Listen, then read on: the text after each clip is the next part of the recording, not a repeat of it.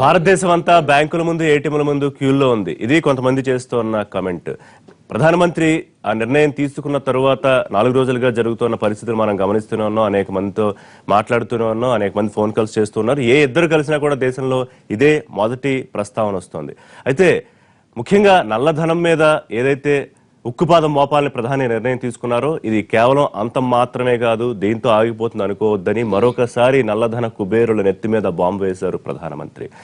నిజాయితీగా ఉన్నవాళ్ళు ఇప్పటివరకు ఏ ఇబ్బంది లేని వాళ్ళకి ఎప్పుడూ ఇబ్బంది కలగదు. కానీ నల్లధనాన్ని మార్చాలనుకుంటే నా గురించి తెలిసిన వాళ్ళు ఎవరన్నా సరే గంగలో పడేసుకుంటారు తప్ప దాన్ని మార్చాలనే ప్రయత్నం చేయరు అని చెప్పి కూడా చాలా సీరియస్ స్టేట్మెంట్ ఇచ్చారు ప్రధానమంత్రి. ఇంకా ఏ చర్యలు తీసుకోబోతున్నారు దాని గురించి మాట్లాడదాం. ఇక సామాన్యులు, మధ్యతరగతి జీవులు, వ్యాపారస్తులు పడుతున్న కష్టాలు 4 రోజుల నుంచి చూస్తూనే ఉన్నాం. అవి మరొక 15-20 రోజుల పాటు ఉంటాయని సాక్షాత్తు కేంద్ర ఆర్థిక మంత్రి ప్రకటన చేశారు. ఆ ఏటీఎంలని నింపడానికి ఒక 2-3 వారాల సమయం పడుతుంది, కొంత సహకరించాలని చెప్పి. అయితే ఈ లీకుల వ్యవహారానికి సంబంధించి సీరియస్ కామెంట్స్ వస్తున్నాయి. కాంగ్రెస్ నేతలు కామెంట్స్ చేశారు. టీఆర్ఎస్ కూడా ఒకవేళ నిజంగా ఈ లీకుల వ్యవహారం వాస్తవం అయితే దీని మీద విచారణ చేయాలి, చర్యలు తీసుకోవాలని. కొంతమంది బీజేపీ నేతలకు ముందే అలా 2000 నోట్లతో ఫోటోలు తీసుకునే అవకాశం వచ్చింది, నోట్ల రద్దుకు సంబంధించి నిర్ణయం రాకముందే అని చెప్పి అనేక రకాల కామెంట్స్ వస్తున్నాయి. మరోవైపు ఉప్పు పెరిగిపోతోంది, 300-400 అని వదంతులు, అది మరొక ప్యానిక్ సిచ్యువేషన్. వీటన్నిటి మీద లైవ్ షోలో మాట్లాడదాం. మనతో పాటు కర్ణాటక విద్యాసాగర్ గారు, తెలంగాణ తెలుగుదేశం ముఖ్య అధికార ప్రతినిధి జాయిన్ అవుతున్నారు. గండ్ర వెంకటరమణారెడ్డి గారు, మాజీ ప్రభుత్వ chief whip, Telangana Congress senior నాయకులు. ఏ జీవన్ రెడ్డి గారు, ఆర్మూర్ ఎమ్మెల్యే, టీఆర్ఎస్ సీనియర్ నాయకులు. అల్జాపూర్ శ్రీనివాస్ గారు, తెలంగాణ బీజేపీ శాఖ ముఖ్య అధికార ప్రతినిధి, పార్టీ సీనియర్ నేత.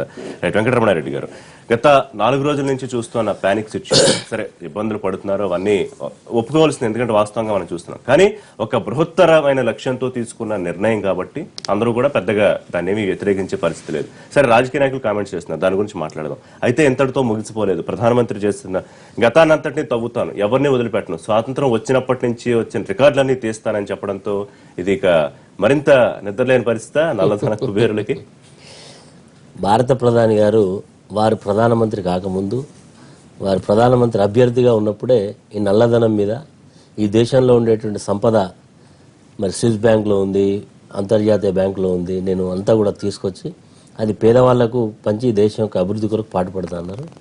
ఆ ప్రయత్నంలో సఫలీకృతం కాలేకపోయారు. తర్వాత వాలంటరీ డిస్పోజల్ స్కీమ్, అంటే స్వచ్ఛందంగా మళ్ళీ ఆదాయం ఎక్కువంటే ప్రకటించమని ఒక అవకాశం ఇచ్చారు. అది కూడా ఎక్స్పెక్టేషన్, మరి కేంద్ర ప్రభుత్వం 5-6 లక్షల కోట్లు వస్తుందని ఎక్స్పెక్ట్ చేశారు. అది కూడా ఆ స్థాయిలో ఏదైతే కేంద్ర ప్రభుత్వం ఆశించిందో ఆ స్థాయి రాలేదు. తన మళ్ళీ నిన్న నోట్ల రద్దును కార్యక్రమం ఉంది. నోట్ల రద్దును ఎవరు కూడా వ్యతిరేకించరు, కానీ తీసుకోయే ముందు ప్రికాషన్స్ తీసుకోవడంలో ఈ ప్రభుత్వం పూర్తిగా వైఫల్యం చెందింది. మీరు 1000 రూపాయల నోట్లను 500 నోట్లు రద్దు చేస్తూ వారి స్థానంలో 2000 రూపాయల నోట్లు తీసుకొచ్చారు. 2000 రూపాయలు తీసుకురావడమే కాకుండా అది ఎవరైనా ప్రజలకు ఈ దేశంలో జీవించే హక్కు, వారి యొక్క ధనాన్ని ఖర్చు పెట్టుకునే హక్కు, ఇవన్నీ కూడా భారత రాజ్యాంగం ద్వారా వచ్చినటువంటి హక్కులు. ఈ హక్కులను హరించే విధంగా ఈరోజు పెళ్లిళ్ళు, చాలా మంది కూలీలు, మధ్యతరగతి ప్రజలు ఈరోజు వారి పనులను వదిలిపెట్టి బ్యాంకుల దగ్గర పడిగాపులు గడిపే పరిస్థితి రావడం అనేది ఇది ప్రభుత్వం యొక్క ముందస్తు ముందు ఏం జరుగుతుంది యాంటిసిపేట్ చేయలేకపోవడం, ఇది వైఫల్యం, ప్రభుత్వం యొక్క వైఫల్యం. ఇది 2000 రూపాయల నోట్లు మీరు రిలీజ్ చేస్తా ఉన్నారు. ఈరోజు మార్కెట్లోకి పోతే దానికి కావాల్సినటువంటి చేంజ్ లేదు, ఆల్టర్నేట్ 500 లేదు, 100s లేవు, 10 రూపీస్ లేవు. ఆ 200 నోట్లు పట్టుకొని ఏం చేయాలా? ఈరోజు మరి ప్రభుత్వము దీని మీద ముందస్తుగా మీరు తీసుకునే నిర్ణయం తీసుకున్నప్పుడు ముందేం జరుగుతుంది, ఏం జరుగుతుంది, ఇది ఈ రోజు కాదు, 2 months వరకు ఈరోజు మొత్తం కూడా వ్యవస్థ ఆగిపోయే పరిస్థితి. ఈరోజు మార్కెట్లన్నీ కూడా బంద్ ఉన్నాయి. ఈరోజు ట్రాన్స్పోర్ట్ వ్యవస్థ ఆగిపోయి ఉన్నది. ఈరోజు కూలీ చేసుకునే వాళ్ళ కూలీ లేనటువంటి పరిస్థితి, ఈ రకమైనటువంటి పరిస్థితి రావడం అనేది ఈ రోజు ప్రభుత్వం యొక్క మరి ఒక పాలనాపరమైన అనుభవం లేక చేసినటువంటిది. అదేవిధంగా ప్రధానమంత్రి గారు నల్ల కులవేర్లు 60 సంవత్సరాల సంగతి చూస్తారు. ఇదంతా పొలిటికల్ స్టేట్మెంట్ లాగా ఉంది తప్ప ఇది వాస్తవంగా వారు ఎందుకు పొలిటికల్ స్టేట్మెంట్ మాత్రమే ఇప్పుడు ఈ రోజు 2.5 సంవత్సరాలైంది ప్రభుత్వం అధికారంలోకి వచ్చి. వారి యొక్క ఎజెండానే, వారి యొక్క స్లోగానే నల్లధనం, భారతదేశంలో ఉండేటువంటి నల్లధనాన్ని బయట తీసుకొస్తాను. ఈ 2.5 సంవత్సరాలలో నిజంగా ప్రభుత్వం అధికారంలోకి వచ్చినట్టు నుంచే చర్యలు చేపట్టాల్సి ఉండే.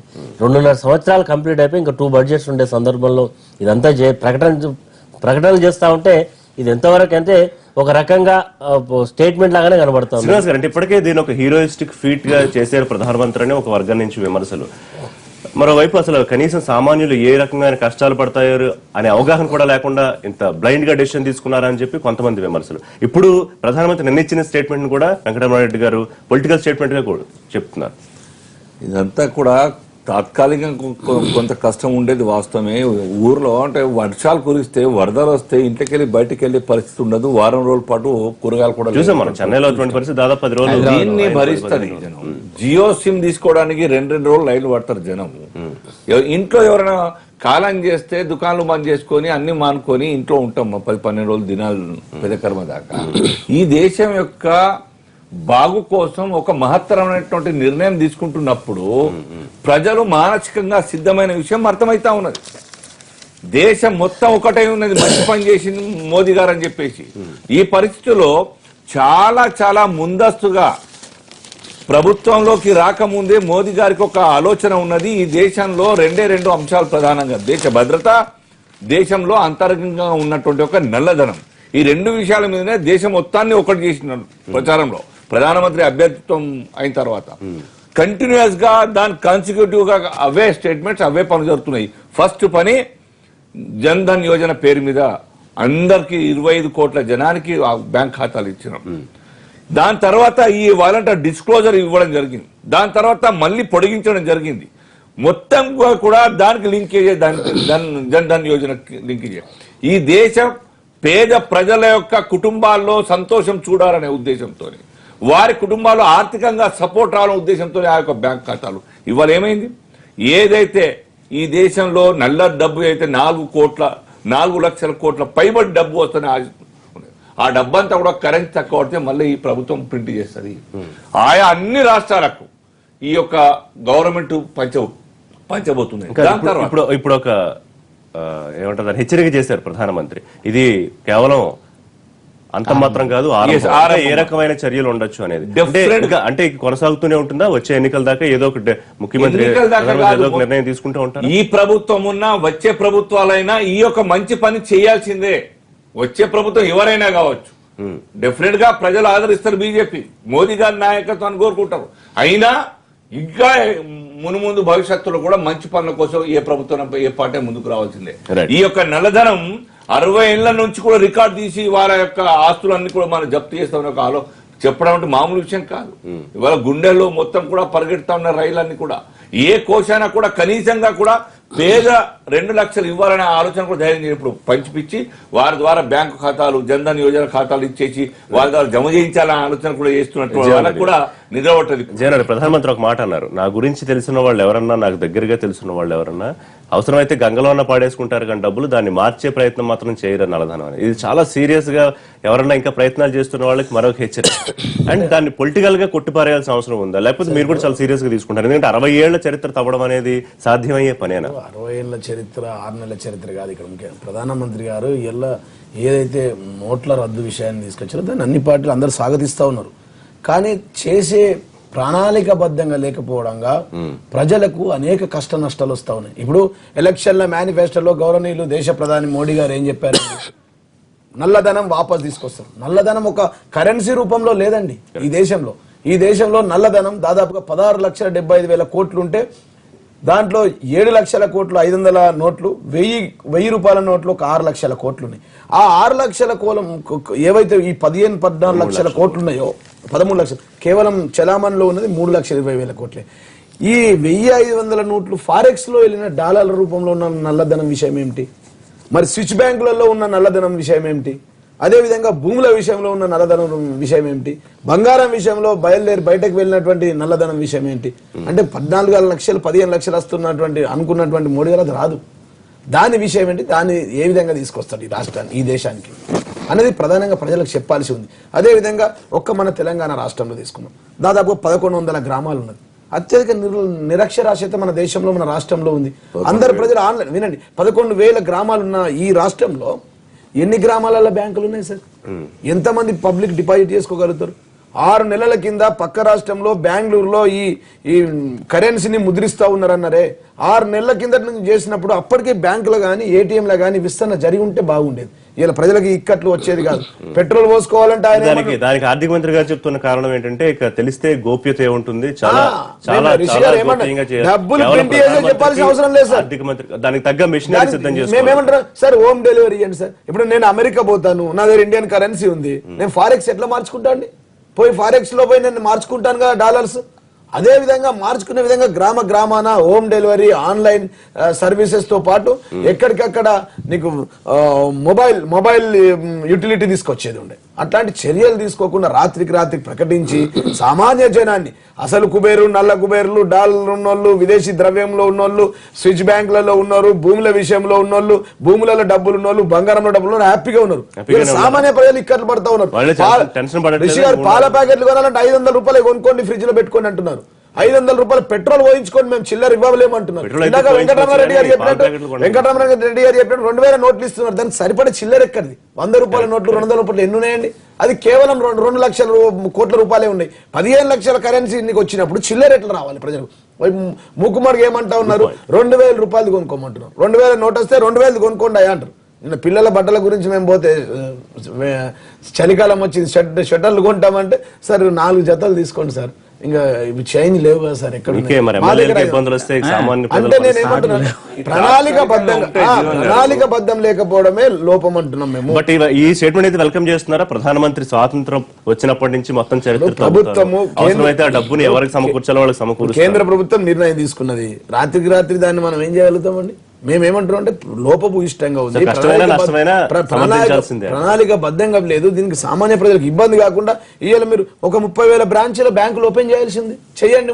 ముందు అటువైపు పరిగెత్తకుండా రాత్రికి మేము 2,000 నోట్లు తీసుకొస్తాం మీరు వాడుకోండి అంటే ప్రజలకు చాలా ఇబ్బందులు. మీరు విజన్ ఉన్నప్పుడు ఆల్టర్నేట్స్ బ్యాంక్స్ ఏటీఎంస్ ను మీరు విస్తృత స్థాయిలో పెట్టి ఈరోజు మీరు ఇంత పెట్టినా మన దేశంలో చదువు విద్యా విషయంలో కానీ మన దగ్గర ఎంతమందికి డెబిట్ కార్డులు ఉన్నాయి, క్రెడిట్ కార్డులు ఉన్నాయి, మనం ఎంతమంది ఆన్లైన్ బ్యాంకింగ్ చేయగలుగుతారు? ఇదంతా కూడా మన భారతదేశం ఇప్పటికీ 180% క్యాష్ అండ్ క్యారీ. ఇంకా డబ్బులు ఇవ్వడం, ఒక ట్రాన్స్పోర్ట్ లారీ ఇక్కడ నుంచి కాశ్మీర్ టు కన్యాకుమారి పోవాలంటే వాడు లాని ఓనర్ వాడికి 40,000 30,000 ఇస్తే టోల్ ట్యాక్స్ కట్టాలి, వాడు అన్నం తినాలి, డీజిల్ పోసుకోవాలి, వాడు ఎక్కడెక్కడ కావాల్సినటువంటి ఖర్చులు పెట్టుకోవాలి, బట్ వ్యవస్థ నడవాలి. ఇప్పుడు ఒకే రోజు నువ్వు వ్యవస్థను మొత్తం కూడా సరళీకృతంగా మార్చిపోయే అవకాశం లేదు. నిజంగా చేయాలనుకుంటే దానికి కావాల్సినటువంటి హెచ్చరికలు, దానికి కావాల్సినటువంటి ఆల్టర్నేట్ అరేంజ్మెంట్స్, ప్రైవేట్ ఈరోజు బ్యాంక్స్ ఒక మండలంలో 2 బ్యాంకులు ఉంటాయండి. 50,000 జనాభా ఉంటది, 60,000 జనాభా ఉంటది, 2 బ్యాంకులు 3 బ్యాంకులు ఎక్కడైతే ఈ రోజు శ్రీనివాస్ గారు వారి ప్రభుత్వాన్ని సమర్థించుకునే ప్రయత్నం చేయొచ్చు. ఇవన్నీ కూడా పాలన పరమైన అనుభవం లేదు. ఎందుకు చెప్తున్నానంటే మీరు ఒక నిర్ణయం తీసుకున్నప్పుడు రాబోయే ఇబ్బందులు ఉంటాయి. బీజేపీ నాయకులకు నరేంద్ర మోడీ గారు ముఖ్యమంత్రిగా అయి ఉండొచ్చు, అయింటే పేదవాడి కష్టం ఎట్లా? ఈ రోజు ఒక పెళ్లి అయిన అమ్మాయి ఆమె పెళ్లి కార్డు పట్టుకొని పోయి 4 బంధువులను తీసుకెళ్లి 4,000 తీసుకొని పెళ్లి చేసుకునే పరిస్థితి. ఈ రోజు మీరు పెళ్లిల సీజను, ఒక పక్క పనుల సీజను, వ్యవసాయ అగ్రికల్చర్ యాక్టివిటీ నడుస్తూ ఉన్నది, మార్కెట్లు వెలవెల పోతా ఉన్నాయండి. ఈ రోజు ప్యాడీ వస్తూ ఉన్నది, కాటన్ వస్తూ ఉన్నది, అరైవల్స్ ఉన్నాయి. ఈ రోజు ఎవడక్కడ మీరు ఈ రోజు మన దగ్గర రైతులందరూ కూడా డబ్బు తీసుకొని పోతారు, అమ్ముతారు, డబ్బు తీసుకుపోతారు. మీరు బ్యాంకులలో జమ చేస్తున్నారు తప్ప రిలీజ్ లేదు, రైతు కూడా అకౌంట్ లోకి వచ్చే పరిస్థితి లేదు. ఈ రోజు ఉన్నటువంటి పరిస్థితులు ఈ రోజు ఆలోచన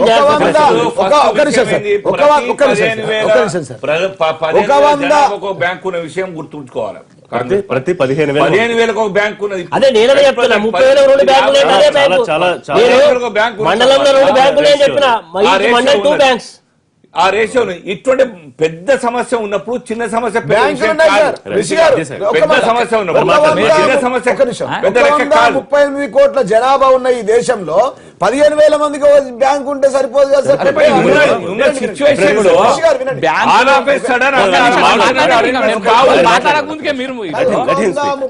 కోట్ల జనాభా ఉన్న ఈ దేశంలో 25 నుంచి 30 కోట్ల మందికి బ్యాంక్ అకౌంట్లు ఉన్నాయి.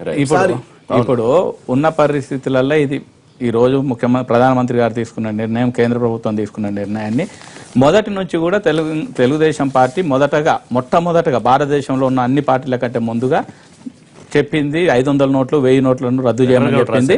లెటర్ కూడా రాయడం జరిగింది, మేము చెప్పడం జరిగింది. తాత్కాలికంగా కొన్ని ఇబ్బందులు ఉన్న మాట అయితే వాస్తవమే. ఇప్పుడు అన్నట్టు పెద్దలు అన్నట్టు అనేక ఇబ్బందులు ఉన్నాయి. ఈ రోజు ఈ రాష్ట్రంలో ఉన్న ముఖ్యమంత్రి గారు ఇప్పటి వరకైతే మరి ప్రజలకు ఇబ్బంది జరుగుతుందా లేకపోతే లాభం జరుగుతుందా ఏదో ఒకటి చెప్పాల్సి ఉండే, ఆ మాట అయితే చెప్పడం జరగలేదు. సోదరుడు మేము ఈరోజు ఇబ్బంది జరుగుతుంది, కొంత లాభం కూడా జరుగుతుంది అని చెప్పినందుకు మేము నిజంగా కూడా సంతోషిస్తున్నాం. కానీ ముఖ్యమంత్రి గారు ఎందుకు చెప్పడం లేదు? జీవన్ రెడ్డి గారు చెప్పిర్రు, ఈ రోజు ఉన్న పరిస్థితులల్లో నల్లధనం నిజంగా కూడా ఎంతమంది ముఖ్యమంత్రి దగ్గర గారు ఉంది? చెప్పారు కదా సార్. ముఖ్యమంత్రి గారు ఏమీ చెప్పలేదు. ఏం చెప్పారండి? ముఖ్యమంత్రి గారు ఏమీ కేంద్రం చెప్పలేదు. నుంచి రావాల్సిన నిధులు రావట్లేదు. కొన్ని ప్రజలకు ఇబ్బందులు నేను అయిపోతున్నాయి. మాట్లాడినాక డబ్బులు రావట్లేదు అని చెప్తా ముఖ్యమంత్రి ఉన్నారు. గారు ఇప్పటి వరకు అటువంటి స్టేట్మెంట్ ఇచ్చినట్టు ఏమన్నా చూపెడితే మీరేం చెప్తే అది చేస్తాం. ఆయన వచ్చిండు, గవర్నర్ కలిసిండు, పోయిండు, అంతే తప్ప ఏం జరిగింది? ఏం జరిగిందో కూడా చెప్పలేదు. ఎందుకు చెప్పిండు? ఉత్తరాన్ని మనం మాట్లాడితే ఎట్లా చెప్పు? అది కరెక్ట్ కాదు, అది కరెక్ట్ సిస్టమ్ కాదు. మన ముఖ్యమంత్రి గారు నిజంగా చెప్పుంటే మీరు దాన్ని డంక బదాయించి చెప్పండి, మేము లెటర్ రాసినాం, మేము చెప్పినాం కాబట్టి ఈ రోజు మేము డంక బదాయించి చెప్తాం 500 నోట్లు 1000 నోట్లు బంద్ చేయమని చెప్పి. ప్రధానమంత్రి నిన్న ఇచ్చిన స్టేట్మెంట్ మీద మీ కామెంట్ చెప్పండి. నిజంగా కూడా ఈ రోజు మెజారిటీ పీపుల్ అయితే హర్షిస్తురండి. ఈ రోజు నిజంగా కూడా 2000 రూపాయల నోట్లను ఎందుకు తీసుకురావాల్సి వచ్చిందో కూడా చెప్పాల్సిన అవసరం ఉంది. 2000 మీరు ఈ రోజు నల్లధనం గురించి 500 1000 నోట్లను రద్దు చేసిర్రు. 2000 నోట్లను ఎందుకు మళ్ళీ తీసుకొస్తున్నారు? అంటే ఫర్దర్ ఫ్యూచర్ లో కూడా మళ్ళా నల్లధనం ఏర్పడడా? ఈ రోజు ఉన్న పరిస్థితులలో బంగారం వర్తకులు అయితేంది, డైమండ్ వర్తకులు అయితేంది డబల్ రేటుకు తీసుకుంటున్నారు. ఈ రోజు 30,000 రూపాయలు బంగారం ఉంటే 60,000 రూపాయలకి ఇస్తాం, మీరు పాత నోట్లు ఇవ్వండి అని చెప్పేసి ఓపెన్ మార్కెట్ లో నడుస్తుంది. కొంతమంది ఓపెన్ మార్కెట్ లో కమిషన్ వ్యాపారం నడుస్తుంది. కమిషన్ వ్యాపారం. ఈ రోజు ఓపెన్ మార్కెట్ లో మీరు ₹1,00,00,000 ఇస్తే 50 లక్షల రూపాయలు మేము కొత్త నోట్లు ఇస్తామని చెప్పారు. 70-30 మొదటి రోజు ఉండే 70-30 మొదటి రోజు ఉండే, ఈ రోజు 50-50 వచ్చింది. లాస్ట్ కి వచ్చే వరకు 70-30 అవుతుంది. ఇది ఉల్టా, మీకు 30% ఒరిజినల్ నోట్లు ఇస్తాం, 70% మేము ఉంచుకుంటాం అని చెప్పేసి ఈ రోజు ఉన్న కంపెనీ అకౌంట్లు అన్నింటినీ మీరు ఇప్పుడు ఇంకా ఈ రోజు ఇన్కమ్ ట్యాక్స్ చేయలేమో. డిపార్ట్మెంట్ కు ఎంత వరకు శక్తి ఉంది? ఈ రోజు ఇన్కమ్ ట్యాక్స్ డిపార్ట్మెంట్ వాళ్ళు ఎంతమంది ఉన్నారు స్టాఫ్? వాళ్ళు దీన్ని మొత్తం బ్యాంకుల నుంచి తీసుకొని మొత్తము వాళ్ళు మొత్తం చేయగలరా? చేసే పరిస్థితి లేదు. ఇప్పుడు ఉన్న పరిస్థితులలో అట్లా స్క్రూటినీ చేసే పరిస్థితి లేదు. ఎందుకంటే గతంలో కూడా ఉంది, 10 లక్షల రూపాయలకు మించి ఒక సేవింగ్స్ అకౌంట్ లో డిపాజిట్ చేస్తే అతనికి ఐటీ నుంచి నోటీసులు వస్తాయి అని చెప్పారు. ఇప్పటి వరకు ఎంతమందికి నోటీసులు వచ్చినాయి? ఎక్కడ వచ్చినాయి? ఆ వ్యవస్థ లేదు. మీరు నిజంగా కూడా కేంద్ర ప్రభుత్వం ఈ రోజు చేయాలనుకుంటే ఆ వ్యవస్థను ఐటీ డిపార్ట్మెంట్ ను కూడా మీరు బలోపేతం చేయాల్సిన అవసరం ఉంది. ఈ రోజు ఉన్న పరిస్థితుల్లో బ్యాంకులో నిజంగా కూడా ఉదయం మార్నింగ్ వస్తుంటే 6 o'clock ఏటీఎంల ముందు అంటే 10 ఏటీఎంలు ఉంటే ఒక ఏటీఎంలో డబ్బులు ఉన్నాయి. నిజంగా కూడా ఇది ఈ రోజు కార్తీక మాసం, ఈ మాసంలో పెళ్లిళ్ళు శుభకార్యాలు చాలా జరుగుతాయి. ఈ రోజు సామాన్యుడు చాలా ఇబ్బంది పడుతున్నాడు. ఆ ఇష్యూ మీద ఎవరు ఫైట్ చేసినా మరి ఎట్లా? ఇప్పుడు రమారెడ్డి గారు చెప్పాలి, విద్యాసాగర్ గారు చెప్పాలి, ఎట్లా మరి నల్లధనాన్ని కోసం ఏదో ఒక స్టెప్ తీసుకోవాలి. అది డ్రాస్టిక్ గా ఉంటే తప్ప చేయడానికి సాధ్యం ఉండదని కేంద్రం చెబుతాం అనమాట. పోనీ వేరే ఏదన్నా మార్గం ఉందా? ఇంతకన్నా ఈజీగా చేసే మార్గం ఏమన్నా ఉందా? ఇప్పుడు ఋషి గారు నల్లధనం విషయంలో మీరు వాలంటరీ డిస్పోజల్ స్కీమ్ ఇచ్చారు. ఇచ్చిన తర్వాత మీరు రేట్స్ చేయాల్సి ఉంటుంది. ఒక రకమైన ఫియర్, ఒక రకమైనటువంటి జియోస్ ఇవన్నీ పెట్టి చేయాలి. అది చేయకుండా మీరు చేశారు, ఇది చేయండి, మీరు దీన్ని అందరూ కూడా స్వాగతిస్తాం. కానీ దీని తర్వాత ఏమేమి యొక్క సమస్యలు పేద మధ్యతరగతి ప్రజలకు వస్తాయి? ఉన్నవానికి ఏం ప్రాబ్లం లేదండి. ఈరోజు కూలి చేసుకునేటోడు, చిన్న బడ్జెట్ నడుపుకుంటాడు, కూరగాయలు అమ్ముకుంటాడు, చిన్న వ్యాపారం వాళ్ళు చేయాడితే తప్ప ఒక్కడని పరిస్థితి. ఒకరోజు 3 రోజులు 4 రోజులు అంటే ఓపే, మీరు నెల రోజుల దాకా కూడా ఈ యొక్క ఉండేటువంటి సిచ్యువేషన్ అధిగమించే పరిస్థితి లేనటువంటి పరిస్థితి. మీరు కొత్త పాత నోట్లు రద్దు చేస్తాను. 2000 నోట్లు ప్రింట్ చేసే బదులు 500 నోట్లు ప్రింట్ చేస్తే కొంత ఇబ్బంది తగ్గేది కదా. మీరు 500 నోట్లు లేకుండా 2000 నోట్లను ఇచ్చేసి దీని కారణం ఏమైనా డినామినేషన్ నోట్లే ఇప్పుడు పంపించడం వల్ల అందరూ ఇబ్బంది పడుతున్నారు. దానికి ఏమైనా కారణం? ఇప్పుడు 100 నోట్లు కూడా పంపించే ఆలోచన ఉంది, ప్రభుత్వం ఆ ప్రయత్నంలో ఉంది.